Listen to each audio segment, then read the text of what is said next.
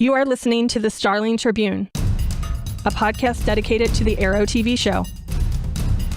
This guy gets more airtime than the Kardashians, right? This podcast is not produced or maintained by the CW, Warner Brothers Television, CTV, or DC Comics. All characters, situations, and stories are the properties of Time Warner. I am the Oracle, and this is your Tribune. And your reporters for the 6th episode of Season 4 of the Starling Tribune. I am Stargate Pioneer. My friends call me SP. And with me are Chris. Nah, it's not you, though. Jaw's not right. And Neil. The Green Arrow's going to be kicking some ass tonight. If I don't kick his first. It's like Well you guys played. planned it.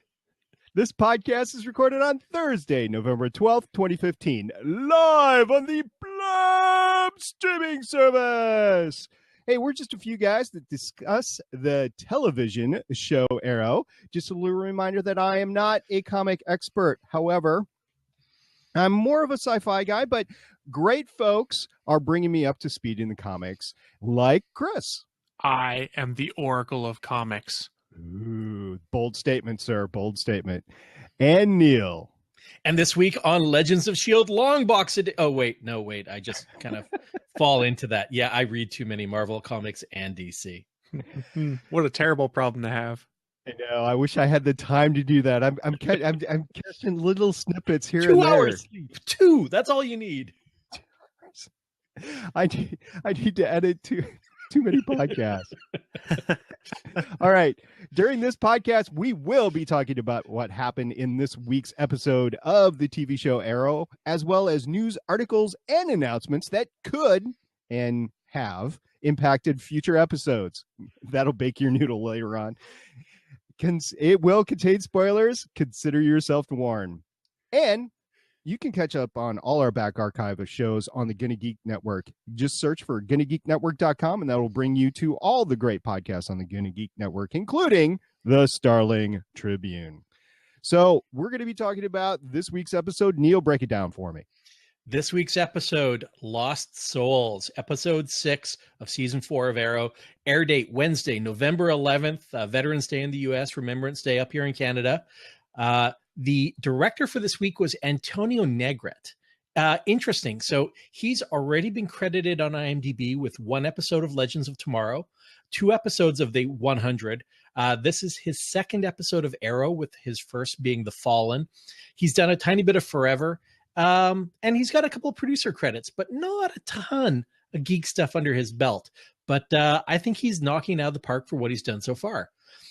Co-writers in this episode were Amelia Ortega and Beth Schwartz. And it's really interesting. If you look at their writing credits, they've done their majority of their writing as a team.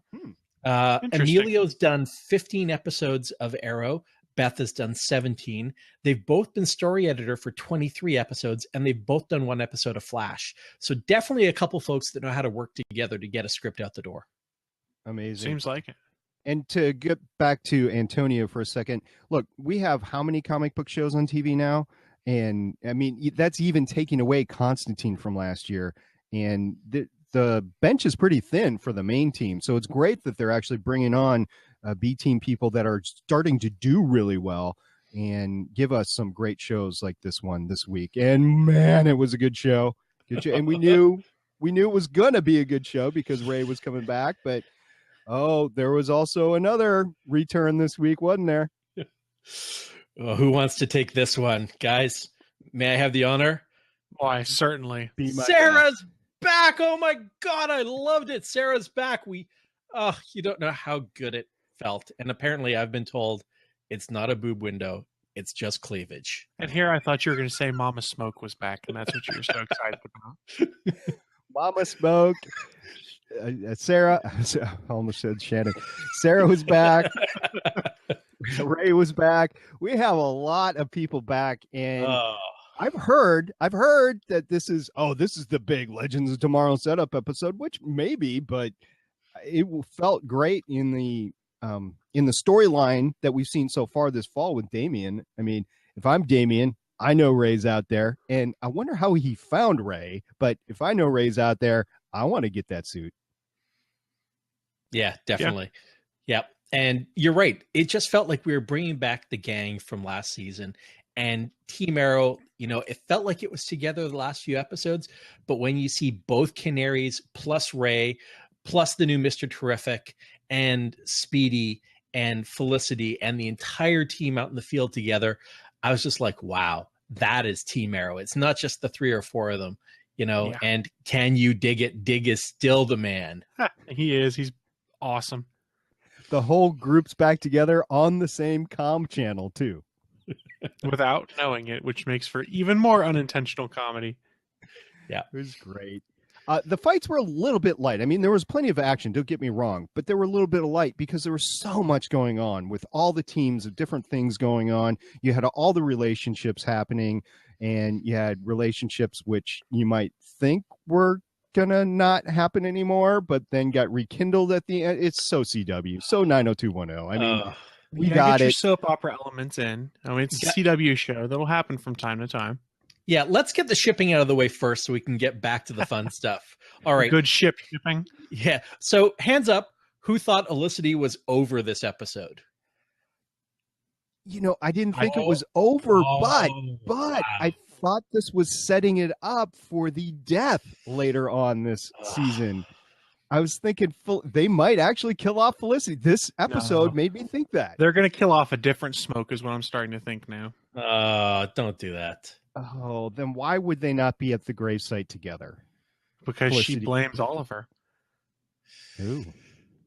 This is after. Oliver came after the burial because he couldn't stand to be there because of the blame thrown his way and the guilt that he feels. So that's my theory that is sort of shifting now since we're getting Smoking Lance. Basically, it looks like to continue on the shipping trend. No. What better way to continue to make Quentin's life hell than to kill the woman he starts to fall for? You are a cruel podcaster. I'm not cruel. Look what they do to Quentin. They kill his daughter twice now. His wife divorces him and then comes back and kind of rubs his face in it. It would have been great to hear her voice on the phone. I realized why they didn't do it, right? But at least Alex Kingston was referenced in this episode. Yeah. Okay, so the ship, I thought that this was going to be the big break, and they finally figure, all right, people like Laurel again, which if you listen to our last podcast, listener, we don't. I think I'm safe to say that. Yeah, Chris, you're not liking Laurel. So I thought this is when we're finally going to get back into canon. Felicity's going to dump him. She'll end up back with Ray, and we'll get a Laurel and Ollie, a proper Black Canary and Green Arrow, back in line with canon. All is good with the world. But not so much. Well, I mean, it's kind of nice to see a TV relationship portrayed as a little closer to real, where people actually get into arguments over things, and it's not all just roses and puppy dogs, then giant tragedy that breaks us apart. It's we disagree, we fight, we argue. And as Mama Smoak said, then there's the makeup sex. That's exactly what I was leaving there for you someone to say. I mean, they said it right there. I mean, that's like... Yeah, this is the CW, folks. This is not AMC. This is not, well, I guess they do that on AMC too. But I mean, it's at least higher brow. This is teens hooking up. That's right. And there was another ship. We got to go with the Thea campaign manager. The new DJ, you mean? DJ Ninja? Yeah, DJ Ninja. DJ Ninja campaign manager? We need to come up with a good nickname for him because he's totally one of Damien's boys. You know that. Yeah, probably. Yeah, no, he probably is. So anybody listening to this, anybody that's in the chat, please ping us with good nicknames for the campaign manager because he is going to be evil and he needs a nickname. Let's just start it off right now. I like this plan. Yeah. And plus, I got nothing. Stepping back again, part of the reason I didn't think the Felicity and Oliver ship was done was because they kind of made a point of saying it'd be a theme throughout the season. Granted, they have lied to us before. The whole Mayor Queen thing comes to mind, but producers lie. That's what true. They do. Except for Wendy. Wendy doesn't lie to us. She doesn't know how yet. She'll figure it out. Ouch. So, well, I mean, It's just a skill that you learn. And what if you're in charge, if you're the one that's actually running it, if you're setting up the interviews, if you're setting up the YouTube videos and that sort of stuff, I mean, sometimes you just let stuff out that, and maybe she's feeling like because of the success of Flash, she needs to, hook it up with Arrow, hook up Arrow watchers and make it more spectacular for them to want to come and watch. So, hey, we're going to give you this stuff. Come on and watch us. So I could see that too. I have no idea if that's what's happening, but I can kind of see that. So before we move off the topic of evil campaign manager or presumably evil one, I think Cajun Sean has pulled his own patented Chris Farrell conspiracy theory out and says, watch him turn out to be Slade's son. If you read the comics, that's Jericho, who is eventually a member of the Titans. Nice. That would be interesting. That's a deep cut. I like it. Now, we flirted with the Teen Titans before, and they don't have the rights to it. It's a completely different network, right? It is. And reading in there now, Cajun Sean has said he means Grant Wilson, the other son, so not Jericho. And I'm not familiar with Grant Wilson off the top of my head. We've discussed him before, but I can't remember everything. Yeah. I still think it'd be the first Ravager, according to Sean. So I think that would be a pretty cool pull if they made it be Grant Wilson, even if it's not anything that's like, you killed my father, prepare to die type thing. Sorry, I wanted to make a Princess Bride reference. Yeah. They are good references to make. Yeah. Inconceivable! I do not think that word means what you think it means. Did that movie like turn 40 the other year or something like that? I was just like, I can't believe I'm that old. Okay. Nothing wrong with that. So Ray, guys, what do we think? Ray's back in the mix. He's shrinking. He's growing. He's still probably got hard light repulsor rays, or legally distinct from repulsor rays. I think it's great to have Ray back. I'm just a bit weirded out that he's not taking the helm of Palmer Tech back. Not yet. Not yet. Not yet. He got to set it up so he can go be on Legends of Tomorrow without having to run a company. Well, there's that, but also I think he sees some value in being off the books for everybody else. Of course, Damian knows that he's around, but not everybody else. So he could do some things behind the scene to thwart Damian that he couldn't if the whole city knew he was around. I think it's also in part to shield his company and the people of Star City from Damian, because Damian knows who he is and is going to come after him hard. So if he's not in the public eye, it's harder to get to him. The only thing I will shoot that theory down, Chris, is that he does know Felicity. So it's already in the crosshair. Right. He's painted the target on one person, not multiple people under his company. Yeah. What better way to get to Ray Palmer than to go after the people in his company if he's publicly back? But she's ready for him. Remember, he said he was monitoring the feed. He knows who I was talking to. Somebody called Felicity. And so I think Team Arrow is going to rally around Felicity and protect her. And I think it's just another way that we're going to get Mr. Terrific, amping up his involvement in this season. Nice pun there with amp. Okay, so a couple of things about that. I've seen Felicity train. It's not necessarily great. I mean, it's kind of there, but it's not necessarily great. And I've also seen her shoot, and it's not all that great. Spraying and praying. I don't know about that. You would think with all this shirtless man around her, and we did get a shirtless Stephen Amell scene in this episode. Thank you for adding Amell. Yeah, with all the scars and the tattoos on the front. Yep, we saw that this week. But you'd think with that, she would be training a little bit more, but no, she was back in full hacking capability this episode. Oh, yeah. Strapped to Mr. Terrific. So, he was, that was a great scene as they were base jumping, tandem down into the side of the building. Into a select window, great aim, and again, the best business to be in Starling City is a window repair business. And then lying there on the ground, basically moaning once they've made their hard landing. It was pretty priceless. Well, that's all they did this week is B&E. They broke and entered into many things. They did.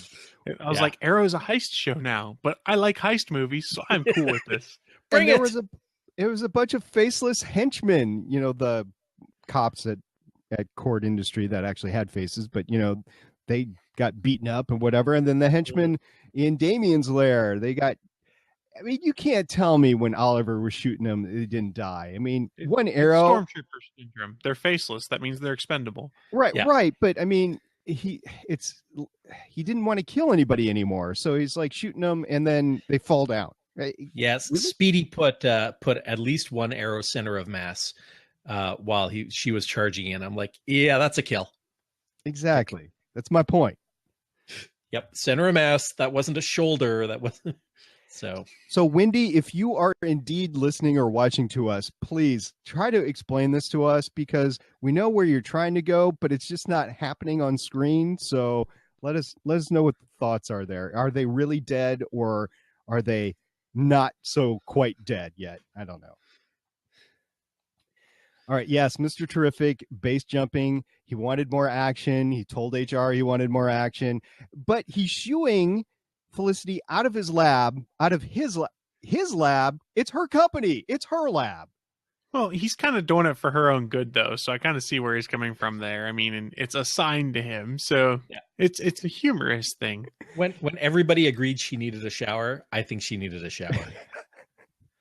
Stinky Yeah. Felicity on set. Don't want to smell that. Nope. Would not, No. would not kick her out of my lab regardless, though. Let's just make one thing clear: not being kicked out. It's like crackers. Nope. She I'm can have okay all the with crackers she wants. Yep. Hey, talking about food, Felicity has this thing going on, right? Where she's calling Ray different parts of food, like tater tots or Cheetos or something like that. And yet she's got this great man with her that can cook, and she could care less. So I don't know what to read in on that. You were talking before about, did we think Felicity and Oliver were over? That was a key to me. Like, okay, it was subtle in the writing, right? But she's calling Ray all these food things, and then Oliver has got this great cooking stuff, and she's not interested. So I don't know. That was just Well, I think it's more she's having like the week from hell, basically. I mean, she blames herself for what happened to Ray, and now she's just trying to make it right. That's all she's focused on. That's more why Oliver's food thing is just kind of being ignored, because she doesn't want to be doing it. Nope. And I was thinking back to season 1, season 2, whatever, when Stephen Amell or Oliver Queen had some focus, had something he had to do, but there was always a party he had to go off to, or a court date or something like that. So there was always something to distract him. And although this wasn't like official and mandatory for Felicity, this was the dinner with her mom, or her mom being there, was a distraction that she could have made. And they just made a big deal out of her not wanting to do that. And yet in past seasons, Stephen Amell himself as Oliver Queen has done that. So I'm just it was a little uneven to me. So I thought so too, but it's more, I think the character's never really had to compartmentalize like that before. She's been helping Oliver with it. She hasn't been had to be quite as invested. Whereas it's her guilt that drives her here. She wants to do everything she can to try and fix what happened. Yeah, no, I'm down with that. I wasn't happy with Felicity's characterization in the early part of this episode, but I get it. I get that she was blaming herself and kind of lashing out, as you're wont to do, on the people that are close to you, because you know that they'll take it, because you're not going to drive them away, despite how hard she tried. But she was blaming herself, and that was hard for her, I think. So I got it. Oliver was driven away. He went to the Arrow Cave, or the lair as we're calling it, to drink some of his non-existent vodka. That's because vodka's for wusses. Oh, yeah. You need what? Bourbon? Tennessee whiskey. Tennessee whiskey. Yeah. Same difference. Blah. That'll put some hair on his chest. Which he, of Which course, will promptly has- be shaven off, so he can be on the CW. I He thought can it show was off all his wax. tattoos. show off the tattoos. Yeah. I thought it was wax and not shaven, but I don't know. You're probably right. Ouch. I just keep thinking 40-year-old version I scenes. know, now. that's exactly what Okay, so guys, codename Spartan. I like it. I do too, but it could be because I'm playing a lot of Halo lately. And apparently it's been made official. Has Yes. been made official. And it made instant sense, because if you take a look at the visor in his in his face helmet. It's not really a helmet, face shield. It's a T shape. So if you think of back the ancient Greek helmets, they had the T-shaped opening. So it actually matches what you would have seen in a Bronze Age helmet. So I'm down with that. No, I liked it. I thought it was a good fit. I liked his response. Spartan, is that what we're doing now? It's an open channel, or there's someone new here. I can't remember exactly how it goes, but I was just laughing. I was like, Chatty Cathy and Spartan. That was great. We're going to have to talk about this later. It was fun. It was great. Oh, and Oliver almost got unmasked twice, by the way. He almost got unmasked by Curtis doing the chin doesn't fit. Really? Do you think he knows and he just elected not to? I think they're going the whole Clark Kent route here. Yeah. Where people just don't want to believe because it's so different. Because let's be honest, is glasses and moving back your spit curl really a great disguise? It's brilliant. They did I that watched Supergirl. You were just going to say later that same evening, and they talked about it there as well. And it's just like, yeah, it's the Superman, Supergirl, Clark effect. Did they haven't watched this week's yet? Yeah, you'll have fun. It was good. I liked it. Yeah. So there's that, and then Damian almost unmasks him as well. Twice. It was close. I mean, he's choking the crap out of him with the chains the second time, like, oh, he's done for. But I don't know. I think he's going to find out sooner than later, and I'm kind of surprised he hasn't yet, considering he's holding Laurel's life over Lance's head. So he's obviously got people observing her. How has he not realized? Well, she disappears in this building for ages. Then we see the canary come out, or the black canary come out.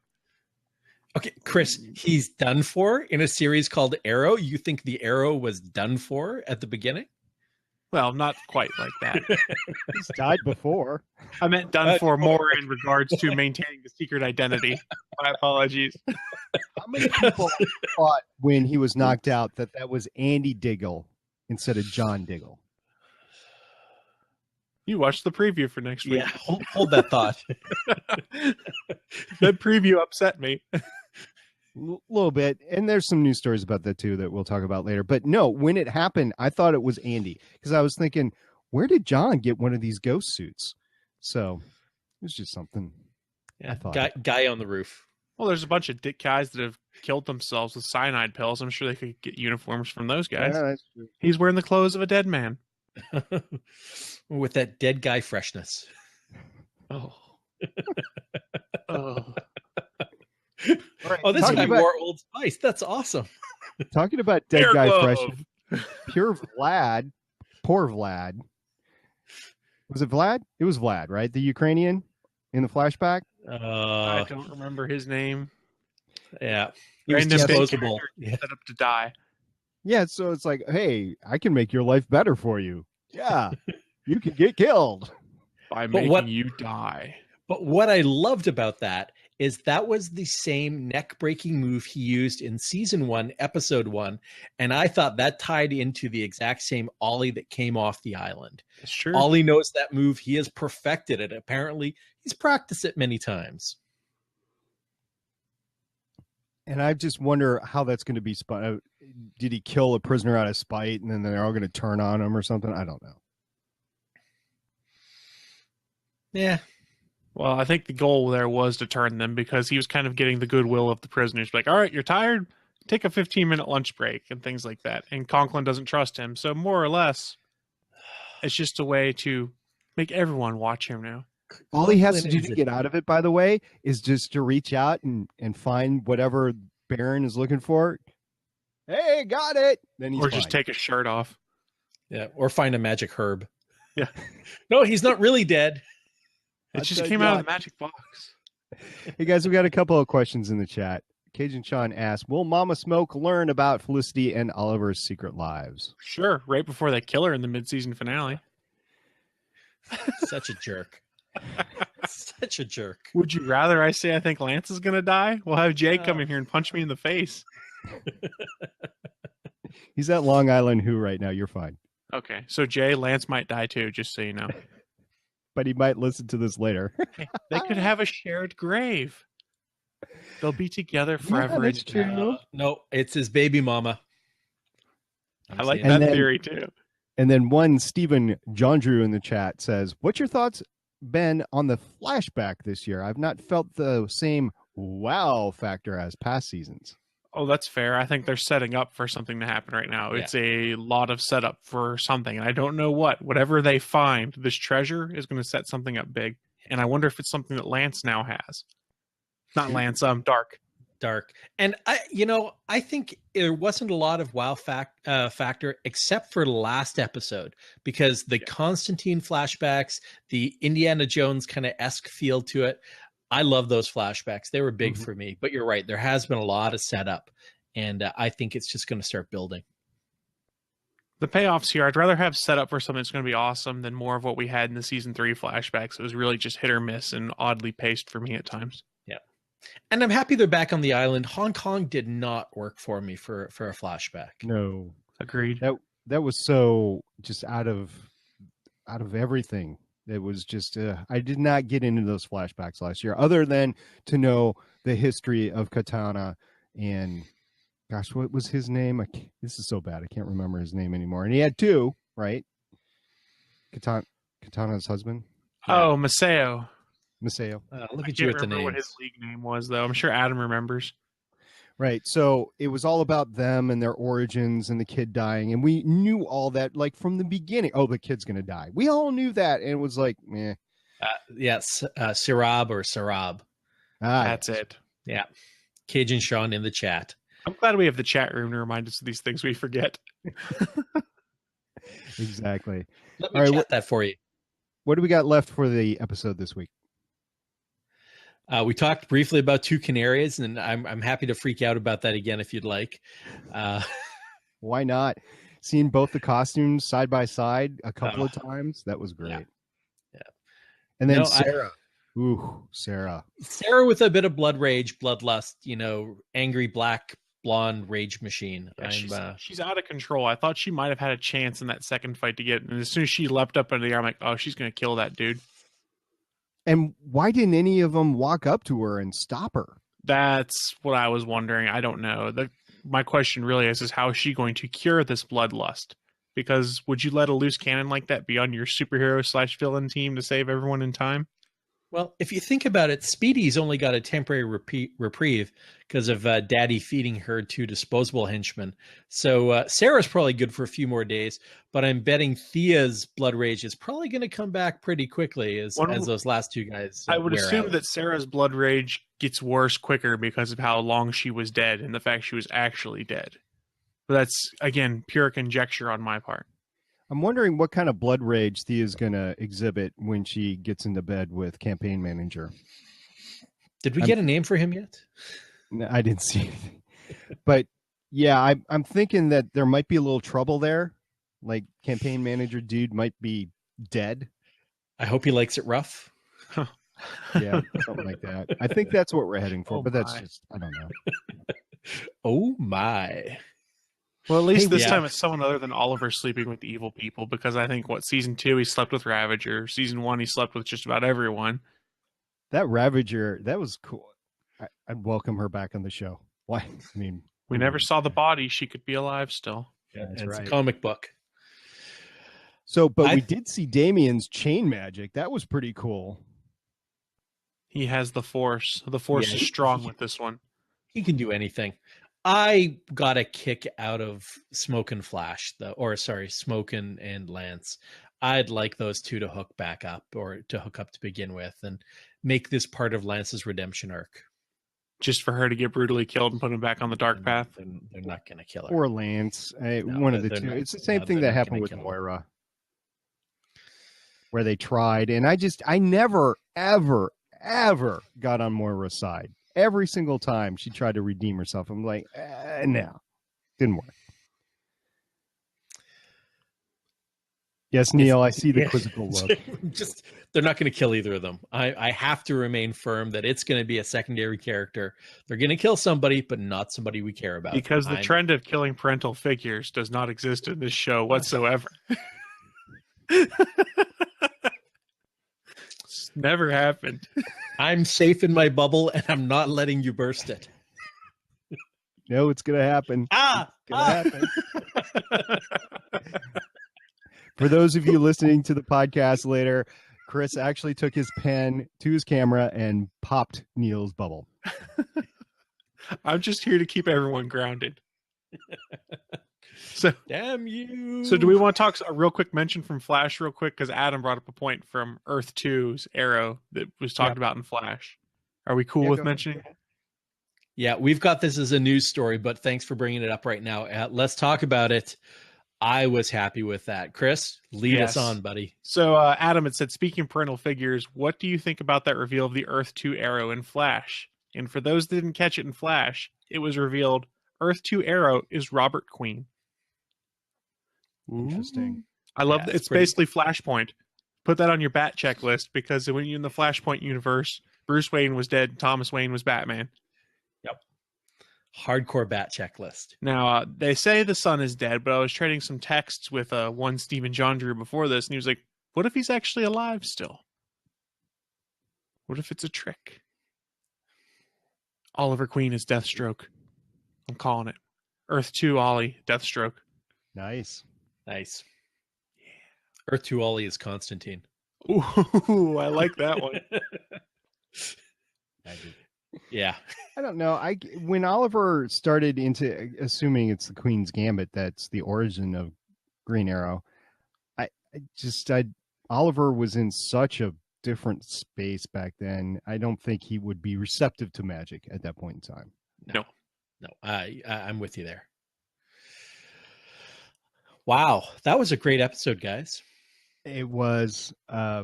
Just loved it, and I'm gonna love how it goes all the way to the mid-season finale, where Mama Smoak dies.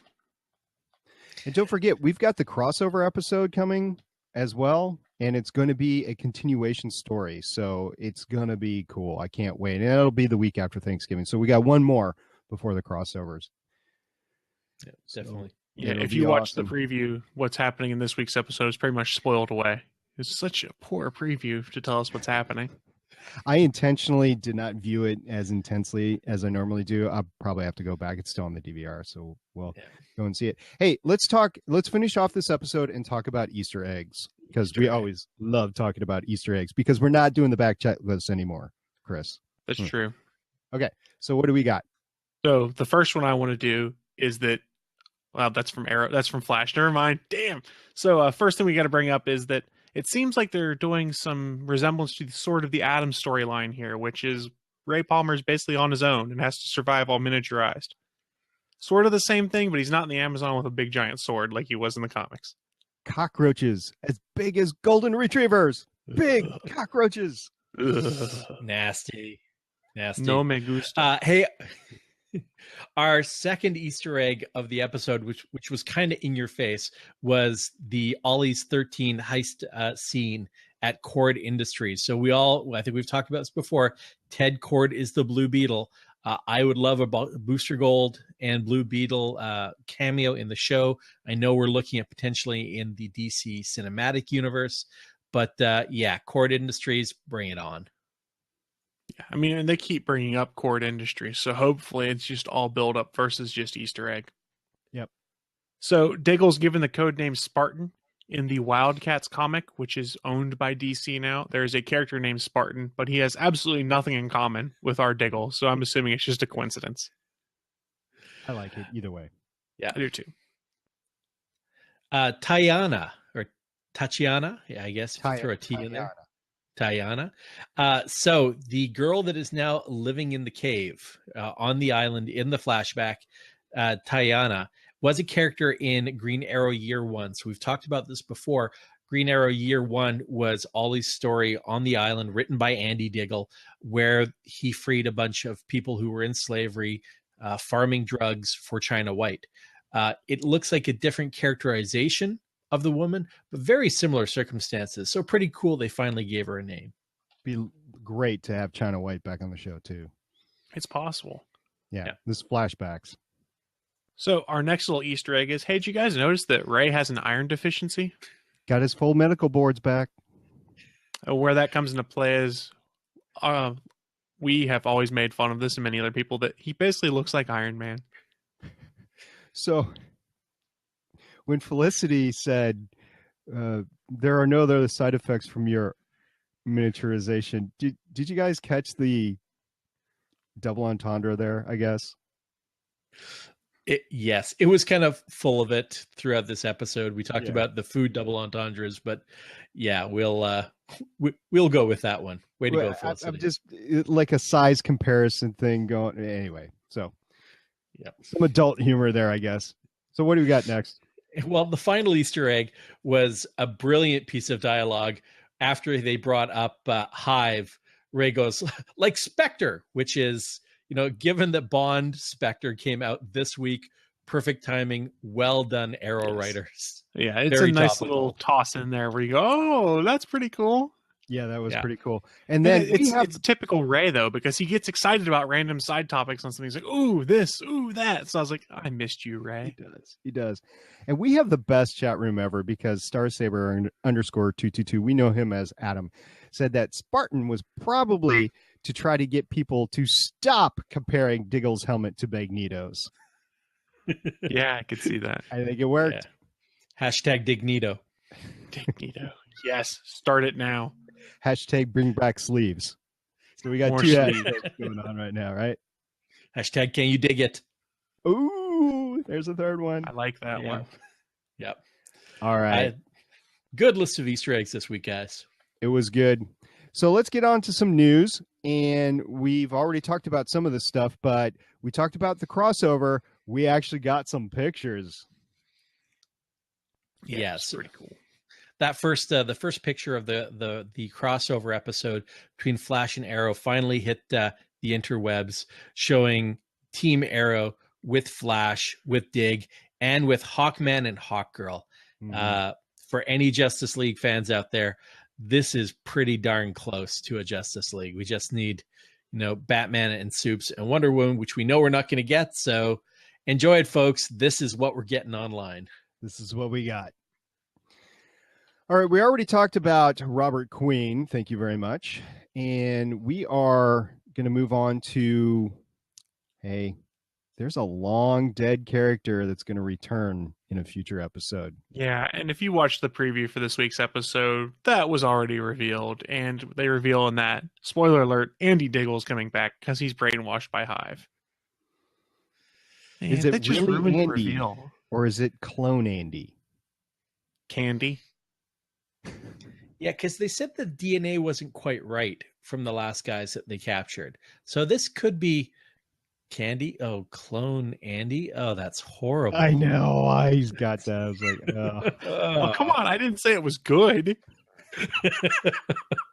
Most of my puns are absolutely terrible. You should have realized this by now.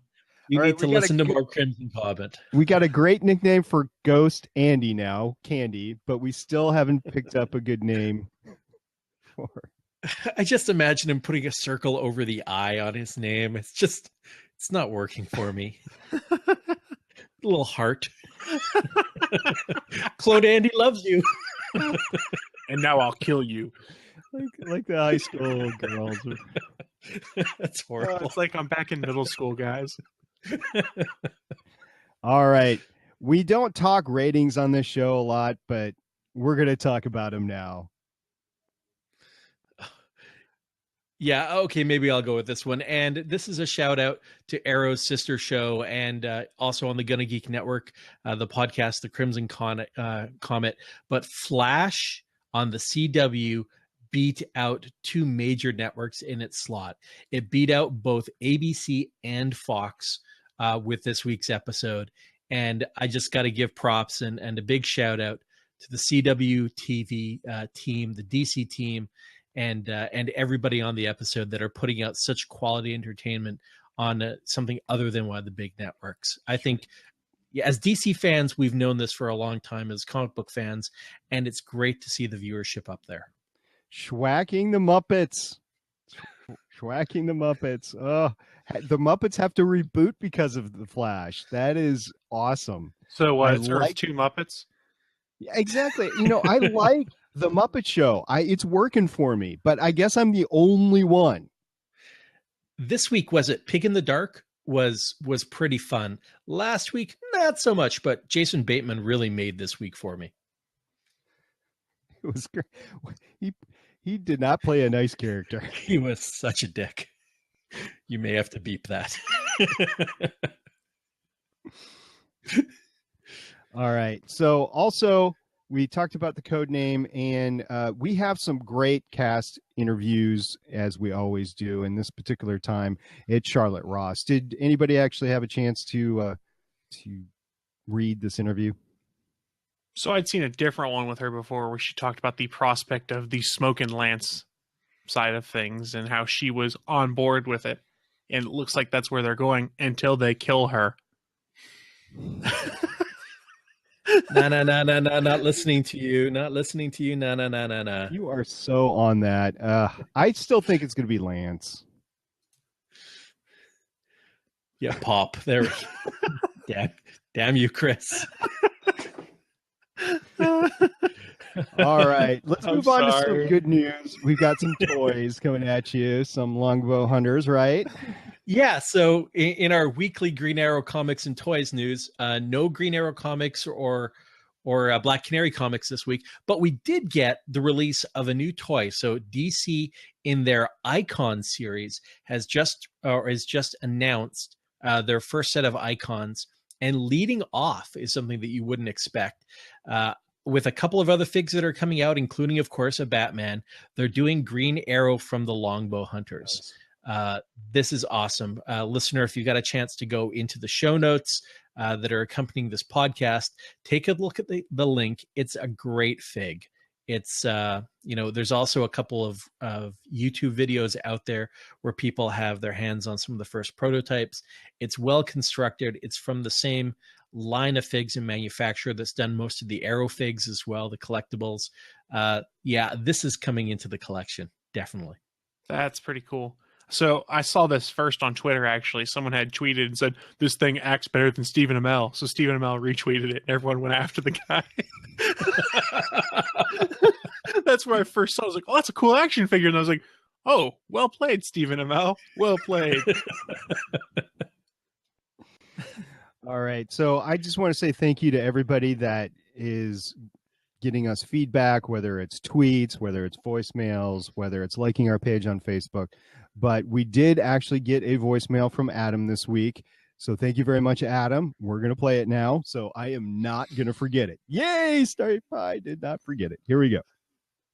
Hey guys, this is Adam calling in with some feedback for tonight's episode of Arrow. This was clearly pretty much all set up for Legends of Tomorrow with Ray and with Sara, who does have the bloodlust. We thought that might have been cured by Constantine, but nope, that just got her soul back, didn't fix that problem. And, oh, by the way, so she's going to Central City to visit her mom, and we know she has a new costume in Legends of Tomorrow, so I wonder if she's going to be stopping by Vibe Costume Services next week, conveniently enough, while Barry is on the shelf. As for the Ray stuff, it was pretty good, and I liked Curtis getting out in the field and at least a preliminary code name for Diggle. Liked the little confrontation between Dark and Ollie. And the relationship stuff, which is one of my least favorite parts of the show, actually kind of made sense and flowed. It is kind of convenient that Quentin and Donna just happened to meet at the end there, though I wonder if that gives us another possible resident of the gravesite that Ollie visited. Can't wait to hear what you guys think. Talk to you later. Bye. You're reading my mind. I will say, though, Adam, as much as we talk about not liking the relationship stuff, that's actually part of the reason why a big majority of the people who watch the show. You're talking about the tweens, the people that are all over Stephen Amell and his lovely body, the pretty people on the show. It's what they get in for, and this comic book stuff is just other stuff that happens as well. So I like the comic book stuff. The relationship stuff it's cheesy. It's not even good relationship stuff, right? So it's not like Agents of S.H.I.E.L.D. where you got Coulson and President Rosalind going after each other. That's interesting to me. This is not interesting to me. I So wish I it was agree actually with you. President Rosalind. What's that? I wish it was actually President Rosalind. Well, that's what we call her on I know. Legends of S.H.I.E.L.D. But- Did I say Legends of S.H.I.E.L.D. before? I meant Agents of S.H.I.E.L.D. I did it. Oh, crap. All right. Thank you very much for the voicemail, Adam. You hit on a lot of great points that we're thinking the same thing. What do you think, Neil? Yeah, definitely. I like the fact that she's going to Central City. When you mentioned she's gone to Vibe Costuming Services, I was actually cracking up at him because that's brilliant.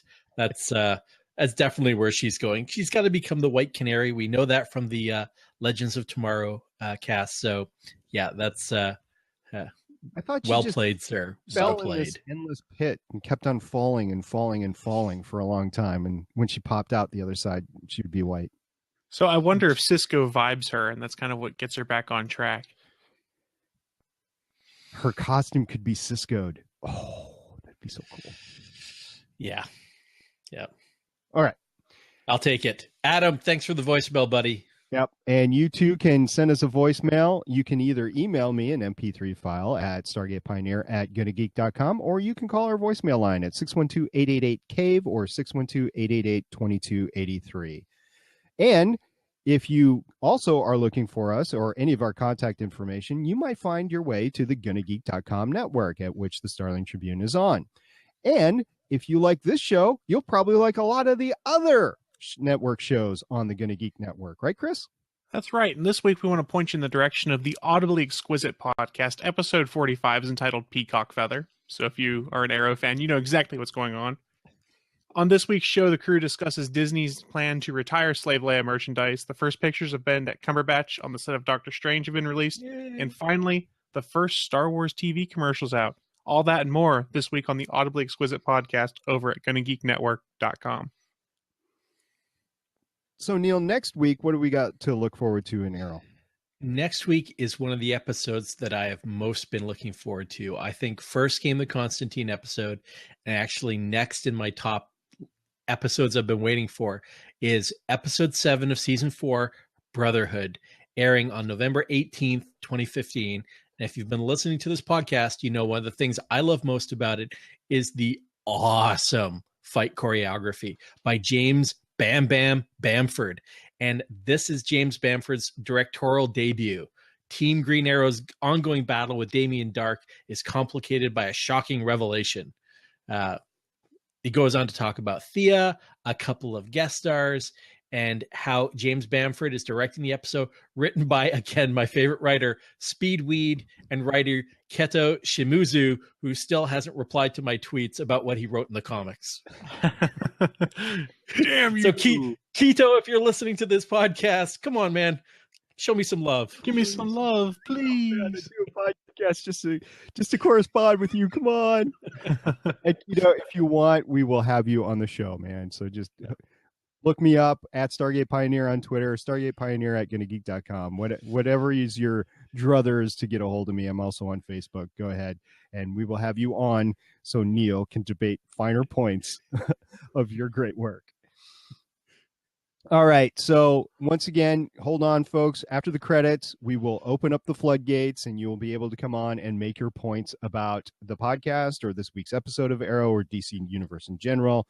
Go ahead, come on board on that. And we like to thank everybody who's listening to this podcast live on Spreaker, who is downloading our podcasts on iTunes or TuneIn or Stitcher or wherever you download our podcasts, or you watch the replays both here on Blab and the great editing that Chris does on YouTube. I just want to thank everybody that does that. We're starting to see a lot more downloads, and I really appreciate that. So thank you for listening. We do this podcast for you guys, and we just like to talk about it, and we loved hearing your feedback back from you, so that's why we do it. Great. And a special shout out and a thank you to everybody who's come over to blab.im and is participating in the chat. Special shout out to Starsaber_222 Adam, who we've talked about, Stephen John Drew, the owner and editor-in-chief of the Gonna Geek Network, participants like Cajun Sean, who's been joining us all the time on Blab, participants like Skywarp 41, and everybody else who's taken the time to chime in, feed us questions, and participate in doing a live show, because it really does make it more enjoyable. It does. And don't forget to go to iTunes and give us a review, rate us, and give us your feedback on iTunes. We really appreciate that. A 5-star review does help with our searchability in iTunes when people are looking for geeky sort of podcasts or whatever. They'll see the reviews and they will pick and choose what they listen to on that. So if you so choose, just click on over there, give us a good review there, or a thumbs up on Stitcher also works, or whatever you're listening to us on. If you give us some feedback on that, that would be awesome. So don't forget, you can find all of our contact information on the Gonna Geek Network. That's over at GonnaGeekNetwork.com. While you're there, check out the forums, all the other great shows that are part of the network. If you want to share your thoughts with us, head on over to our Facebook page, send in a tweet, or give us a call at 612-888-CAVE. That's 612-888-2283.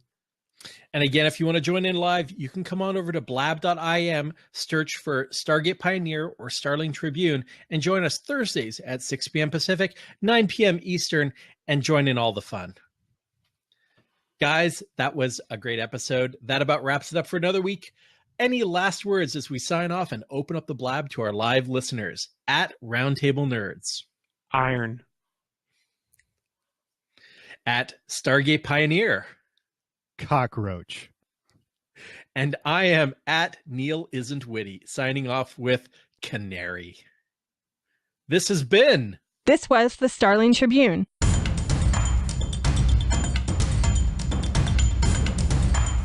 You can leave us feedback at GonnaGeek.com or check out our archive at StarlingTribune.com. Visit GonnaGeek.com for more podcasts. Music by Kevin MacLeod can be found at Incompetech.com. This podcast is not produced or maintained by the CW, Warner Brothers Television, CTV, or DC Comics. All characters, stories, and situations are the property of Time Warner. No infringement is intended. We will see you for the next episode of CW's Arrow.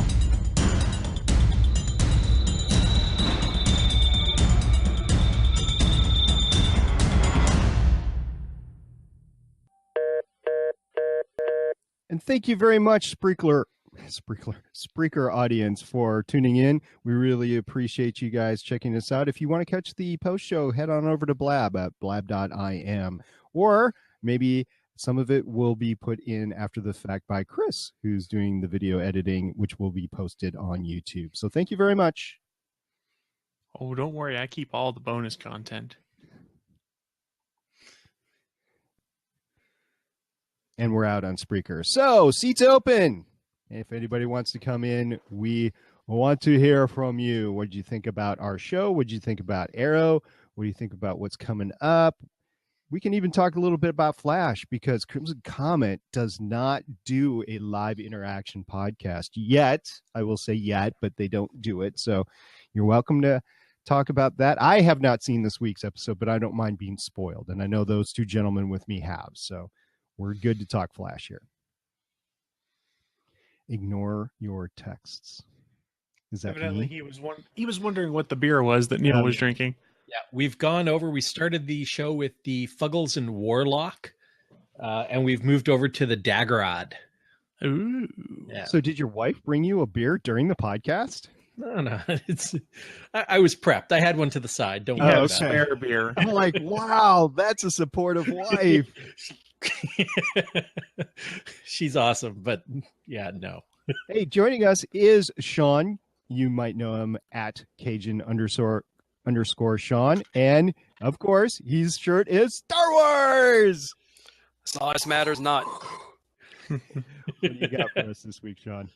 Oh, great episode again this week. Thanks. You mean our podcast, or you mean the Arrow show? He meant us. I met y'all. Well, thank you very much. Thanks, Sean. You keep saying sprinkler instead of sprinkler. I know it was a joke at first. Now I'm kind of stuck in it, so I got to go back to the official word. It's actually Spreaker, Spreaker, for those that want to know. Spreaker.com. Yeah, I wrote down a few notes while y'all was going on at the beginning, and y'all ended up touching on them, but I'm gonna go over them anyway since I wrote them down. Sarah mentioned sure. she would visit her mother in Central City. Got me wondering, will she appear in the Flash before the crossover episodes? I thought she might. I hope she might, because more Sarah is more better, if that makes any sense. I don't disagree with any of what you just said. So, okay, important note. We haven't projected this or prognosticated this, and I haven't looked at the casting yet or not, but do you think Sarah will be rejoining the cast of Arrow after Legends of Tomorrow? Here's a better question. If she doesn't die. Chris. Yeah, ask Chris if he would like her to join the cast and get rid of Laurel. Chris? Of course. Who wouldn't? Raise your hand if you would not rather see Sarah be the Canary. Sarah's got a lot of darkness to her in the show. They deliberately set her up not to be the Dinah. She's a more interesting character, though. I want both. You know, I'm not going to say I wanted to replace it, because this episode, when we had both Canaries fighting side by side, if we could, that's the next CW spinoff. Canaries, period. I like it. I'm not opposed to that one bit. That or they do a reboot of Birds of Prey. So there was a picture they tweeted from the set that was Sarah, Thea, and Laurel together, and they called it Birds of Prey. So that would be fun. Oh, can we get Huntress back with that crew as well? And can we bring in Katana? Katana, yeah. Katana. And Nissa. Cupid. Oh, Nissa. Nissa, at least we've had Nissa this season. We haven't had anybody else. We haven't had Katana. We haven't had any of those ones you just mentioned. We're Nissa, probably not allowed to have Katana anymore. Cupid is cray-cray. We can have Cupid, though, can't we? Cupid, I hope so. I love that character. It was so much fun. If you can't have, what's her name? Red and white and black. What? Harley? Katana? No. Harley If we Quinn. can't have Harley Quinn, might as well have Cupid. Oh, we're certainly not allowed to use Harley Quinn. Yeah, that's my point. And Huntress. Oh, that's a good point. So Huntress, the last time we saw her, she was in jail at Iron Heights, right? I believe so. Yeah. But now I can't remember. So with all the stuff that's been going on in Iron Heights, we don't know if she got out during the earthquake or if, there's a lot going on at that prison. Yeah. And Legends of Tomorrow. Yeah. And remember in the chat, so Adam's mentioning that Harley was kind of in a couple of scenes in season 2 in cameo. Really? But Really? but just remember, we are always going to have Cupid, because Cupid was introduced in the comics by Mark Guggenheim when he was writing Green Arrow. So it's his character. There's no way he's giving up the rights to that. Yeah, you're right. So Sean, what else you got? We kind of overran you for a second. Sorry. Man. That's all right. That's all right. Good discussion. And will we see River Song Alex Kingston again?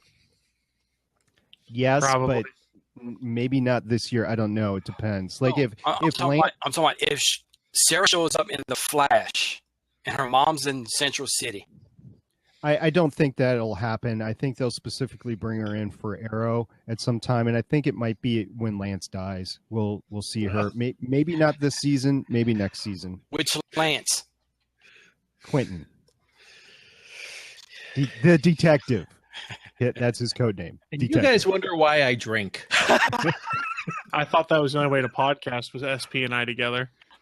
We make Steven drink every Tuesday. I'm sure he's like, oh God, these guys again. And JS with his video games. That's great. And the clackety keyboard. You can see I'm guessing on the Steve has a reflection bottle of behind whiskey him. or bourbon next to him. He says it's true in the chat right now. So yeah, my guess. I'm drunk before we start. That explains all the video cards that don't work. It's not technical issues. It's Steven's drunk at the controls. It's technical up here. That explains why his voice goes up during the episodes. And welcome. I'm sorry, I started laughing right away. The yelling at the beginning of the podcast. And welcome to another episode of Gonna Geek. I'm gonna clip as much as I can. No, it's gonna Gleek now. Remember, he's prepping for his Glee podcast. That's a separate podcast. His Glee podcast. That's Yeah, not- exactly. I'm not going to be on a Gonna Geek podcast. It's not going to happen. Oh, you're gonna do it when we talk about the alumni from Glee that have gone on to big things like Melissa Benoist and Grant Gustin. True. Yeah, you'll be there. True story. All right, Sean, what else you got? Cord Industries keeps getting mentioned. They need to introduce Ted Cord Blue Beetle. I don't know if they need to. It's hard. I want It them would be to, fun. but I don't know Yeah. if they have the rights. So say we all. Nice. And All I'm right. guessing Chris likes my little theory that the campaign manager is Slade's son. I like that. That's an interesting theory. It is. The one, And- he's the original Ravager who was a mercenary, took the contract to take on the Titans and ended up dying. That's why Slade hates the Titans. So I've got a question then. So in Flash, we have the 52 universes going on. You know, the portals to the other universes. The breaches. Yeah, the Mhm. breaches, right? Do you guys think any of those breaches are going to affect Starling City? Aside from the crossovers, like somebody actually makes their way to Starling City from the breach. Wouldn't shock me. Yeah, when they went out of their way to say that Robert Queen was the Green Arrow. That's what I was just thinking. Yeah, it was like, man, that would be so cool. And again, that's going to tie us back in some way to the Outsiders arc. That would be a way to bring back Robert and Moira. See, I wonder if John Barrowman is just getting a little bit too expensive for them, and they're trying to find a way to get that arch father figure enemy back in the show and not have John Barrowman do it. You bite your tongue, sir. I know, but it's totally true, right? Yeah, probably. Yeah. I don't like it when you use your logic on me. Well, just take a look at the ratings. You can guesstimate how much money they have from the ratings, and you can only pillars like Stephen Amell. He gets paid just a little bit more every year because that's just the way it works, and that's why in later seasons of shows that the fourth and fifth season, the cast starts dwindling down because they can't afford a big ensemble cast anymore. So Now I'm sad. unfortunately, I know. Yeah. No more Sean, sadness. what do you got to make us happy? Since I made us sad. Your cloning theory on the ghost? Yeah. I have a counter theory. Yeah. All of the members were killed by Hive, and Mhm. Damien Dark brought them back using the waters from the Lazarus pit. Yeah, I saw your comment in the chat. That That would could- be interesting. That and magically brainwashing them. Kind of DC's version of the Tahiti Project from Agents of S.H.I.E.L.D. That's Sean, here's the problem. I had to cross the streams. Yeah, no, but here's the problem. I was hoping that whatever theory you threw at us would get rid of, the name Candy from the Andy Diggle it clone. still does it. No, the problem is you gave us Magic Andy, so you gave us Mandy, which is no better. Please don't start singing Manilow. So it didn't work. That is the only problem with your theory right now. But but the reason I came up with that theory is because from season 3, when Roz and Oliver were talking, when he brought up Damien Dark and that he had stolen some water from the Lazarus pit. That's Yeah. true. That's true. Yep. That could do it. Interesting. We'll have to pay attention and see if that pans out. So what else you got, Sean? None right now off the top of my head. Well, you laid a lot of knowledge down on us, so Yeah. we'll see what pans out and what doesn't. Great. Appreciate it, sir. Thanks for joining us Hey, again. Scott, if Thank you, anybody's sir. looking for you, where can they find you? In just about every social media site, Facebook, Twitter, Instagram, Tumblr, MySpace. Google Plus. No, I got rid of that a couple of days ago. Friendster. I don't have that either anymore. Just search for Cajun Sean and you'll most likely find me. Awesome. And my going out word, bloodlust. Nice. I almost used that. Well done. All right. Thank you. Yeah, guys. All right. We'll see you later, man. Night, Sean. All right. Does anybody else want to hop in? And That was yes, quick. Okay, now this still is a little. Sorry, still trying to figure out this webcam. no problem. Adam. Oh, you're good. Great to see you, man. Yeah. So one thing is that originally they were planning on using Ted Kord last season, but DC said to use Ray instead, which explains the whole Iron Man suit thing. That's a little more Blue Beetle. Right. Mm-hmm. And the iron deficiency thing reminded me of something from S.H.I.E.L.D. Season 1 when they weren't quite sure what Coulson was, and he had a full physical and had a little too much iron in his blood, but he said, "Oh, but you don't have to call me Iron Man." Nice. So to May, so she was like, "I wasn't planning on it." Right. That was funny. So yeah, that's really about it. Yep. You're liking the season so far? Yeah, I think. Well, really, the first half of last season was pretty good too, and it was in the second half when it went off the rails a bit. That's true. A little bit. So we'll have to see how things go when they aren't spending whole episodes just building up Legends of Tomorrow, or as I called this, Legends of Tomorrow Issue 0. You could, and don't forget the Flash was born the same way. But I think last year they were suffering a little bit from creating the Flash, and the Flash became a much more success than they thought. So I think they plan to devote a little bit more time in the second half of the season to Arrow. But because Flash was doing so well, the creative team, the producers, shifted their focus over to Flash more than Arrow, and I think that's really what bit it. Yeah, and speaking of Flash, the last 10 minutes were incredible. I'll have to defer. I said, I think I said this in my feedback for Crimson Comet. If they're doing this now, what are they going to do for the mid-season finale? Yeah, totally. Though I think I remember reading somewhere that the next 3 episodes are Grodd, the crossover, and then Trickster coming back. So, or he's coming back either then or first 1 or 2 back. So. Yeah, no, it was awesome. SP and Chris, I don't know if you've seen Flash this week, but awesome ending to that episode. So we won't spoil it for you. But I will not say so SP doesn't get spoiled. Yeah, no spoilers, just awesome ending. Just because of my schedule during the week, I usually don't get to watch Flash until after we record Starling Tribune on Thursday night. So, and it depends on how late we go. So sometimes I don't get it till Friday night, but it's the price I pay because I got Legends of S.H.I.E.L.D. and Starling Tribune I got to do. So. Yeah, the trick for me is I have 4 shows to get feedback in for, and the shows air Monday, Tuesday, Wednesday. So. And I will speak for the producer of Legends of S.H.I.E.L.D. I will speak for the producer of Crimson Comet, and I will speak to for the producer of Like a Girl. We, all 4 of us, say thank you very much for all of your feedback. Isn't that all 2 of you? It's I was going to say it's kind of an inside joke because that's like he wears multiple hats. Haley and I have spoken, and we do appreciate your feedback with every show. Don't feel obliged, by the way, but we do appreciate it. Yeah.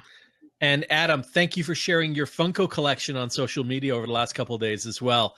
I had to reorganize it from my prize from Legends of S.H.I.E.L.D. I did notice the placements of the Miles Morales Spider-Man and the female Thor on the in-ear thing, and I think you did a great job. I think it was well placed. So in the same row as Age of Ultron, Black Widow, May, and Coulson. Yes, it was awesome. So you guys are totally making me jealous. I'm totally going to have to eventually get one of those, but my wife is going to kill me if I put another piece of furniture in this house to display stuff like that. Do it secretly.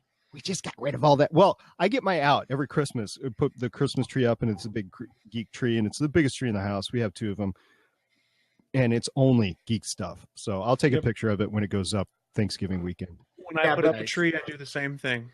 Yeah, that case is like $200 from IKEA. So, and I've got an IKEA close by, so next time I'm an hour away down by there, I will look at them, I guess. Although a trip into IKEA isn't like the 10-minute thing. When you go into IKEA, it's like a safari. you come out 3 or 4 hours later and heavier too because of all the Swedish meatballs that you've taken in. I'll have to take your word for it. I have never been to an IKEA. Yeah, that was the only time I've been to one, and I could only manage half an hour. We just found it upstairs to confirm the size of it, see it in person, and then went downstairs to grab the actual. So you found the shortcuts. See, I just follow the guided path. No. We've got one about 15 minutes away from our place. We've been there a lot, and I know all the secret shortcuts through like the back of displays areas and everything. It's evil. They are not obvious. They're hidden too. Like they'll do a little overlapping where you got to go around, so they hide it and stuff. Yeah. But anyway, Adam, that looked awesome. It did. Yeah. So thanks for sharing. I still need to get some stuff for the bottom shelf. Well, or maybe even get see if I can get just a single replacement shelf in the pieces to go to 4 shelves in there.